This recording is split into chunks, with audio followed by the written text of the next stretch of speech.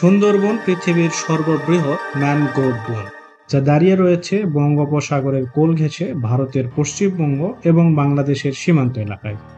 যে সকল বনের উদ্ভিদ লবণাক্ত জলের পরিবেশে বেড়ে ওঠে সে সকল বনভূমিকে ম্যানগ্রোভ বন বলা হয়। আজকে আমরা বাংলার ফুসফুস সুন্দরবনের নানা জানা অজানা তথ্য সম্পর্কে জানব। প্রায় 10,000 বর্গ কিলোমিটার জুড়ে গড়ে ওঠা এই সুন্দরবন ইউনেস্কোর ওয়ার্ল্ড হেরিটেজ হিসাবে স্বীকৃতি পায় 1978 সালে। সুন্দরবনের 2/3 পড়েছে বাংলাদেশে আর বাকি অংশ পড়েছে ভারতের পশ্চিমবঙ্গে। সুন্দরবনের আক্ষরিক অর্থ সুন্দর জঙ্গল বা সুন্দর বনভূমি। ধারণা করা হয় এই বনের সুন্দরী গাছের নাম থেকে বনের নামকরণ করা হয়েছে। সুন্দরবনের প্রায় 70% এলাকা জুড়েই রয়েছে এই সুন্দরী গাছের আধিপত্য। সুন্দরী গাছের গড় উচ্চতা 75 ফুট। সুন্দরী গাছের কাঠ খুব শক্ত এবং মূল্যবান। সুন্দরবনের পার্শ্ববর্তী অঞ্চলে এই কাঠ দিয়ে নৌকা তৈরি করা হয়।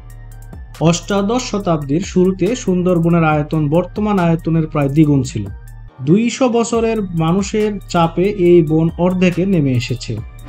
1828 সালে ব্রিটিশ সরকার সর্বপ্রথম সুন্দরবনের স্বত্বাধিকারী অর্জন করেন এবং 1879 সালে সুন্দরবনকে বন বিভাগের অধীনে ন্যস্ত করেন। 1947 সালে ভারত ভাগের সময় সুন্দরবনকে দুই দেশের বন বিভাগের অধীনে ভাগ করে দেওয়া হয়। সুন্দরবনে নানা জাতের প্রাণী এবং উদ্ভিদ রয়েছে। এর মধ্যে উল্লেখযোগ্য রয়্যাল বেঙ্গল টাইগার, যা বাংলাদেশের জাতীয় পশুর স্বীকৃতি পেয়েছে। এই রয়্যাল বেঙ্গল টাইগার মূলত দেখা যায় বাংলাদেশ এবং ভারতে। এছাড়াও নেপাল, ভুটান, মায়ানমার এবং দক্ষিণ তিব্বতের কোনো কোনো অঞ্চলে এই প্রজাতির বাঘ দেখতে পাওয়া যায়। এক সময়ে প্রায় সমস্ত বাংলাদেশ জুড়েই এই বাঘের দেখা মিলত। মধুপুরে 1962 সালে এবং গাজীপুরে 1966 সালে সর্বশেষ এই বাঘের দেখা মিলে। 2004 সালে এক জরিপে বাংলাদেশের সুন্দরবন এলাকাতে বাঘের সংখ্যা ছিল প্রায় 450টি। তবে বিশেষজ্ঞদের ধারণা এই সংখ্যাটি 200 বা 250টি হবে। সুন্দরবনের এই রয়্যাল বেঙ্গল টাইগারকে মনে করা হয় সুন্দরবনের রাজা। দিন দিন সুন্দরবনে এই বাঘের সংখ্যা হ্রাস পেয়েই চলছে। প্রাচীনকাল থেকেই সুন্দরবনকে কেন্দ্র করে এর আশেপাশের মানুষদের সকল অর্থনৈতিক কর্মকাণ্ড পরিচালিত হয়। এই বন থেকে প্রতি বছর প্রচুর পরিমাণ মধু ও মোম আহরিত করা হয়। সুন্দরবনের নদীর মোহনাগুলো মাছের প্রজনন কেন্দ্র।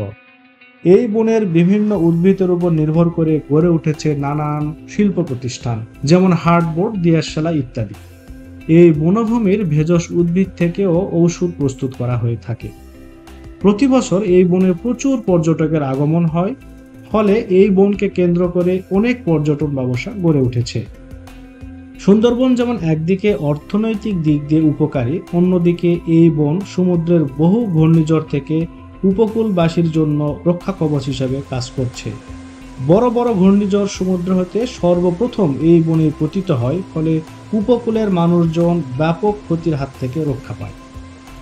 সুন্দরবনের উল্লেখযোগ্য উদ্ভিদ হলো সুন্দরী, গোলপাতা, গরান, গেওয়া, বেলা সুন্দরী, ধুন্দুল, বাইন, কাদরা, ভাদাল ইত্যাদি।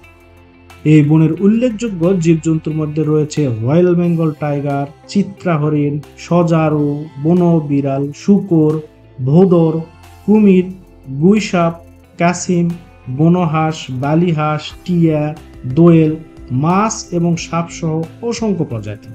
এছাড়া এই বনে রয়েছে প্রচুর মৌমাছি ও মৌচাক।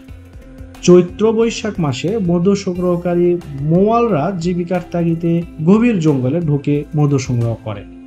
বিপুল হারে বৃক্ষনিধন, কাঠ চোরাচালান, চাষাবাদ, ভূমিক্ষয় ও নদীর নাব্যতা হ্রাস প্রভৃতি কারণে এই বন সংকুচিত হয়ে আসছে। এই অঞ্চলের মানুষের স্বার্থে এই সুন্দরবনকে বেঁচে রাখতে হবে দীর্ঘদিন।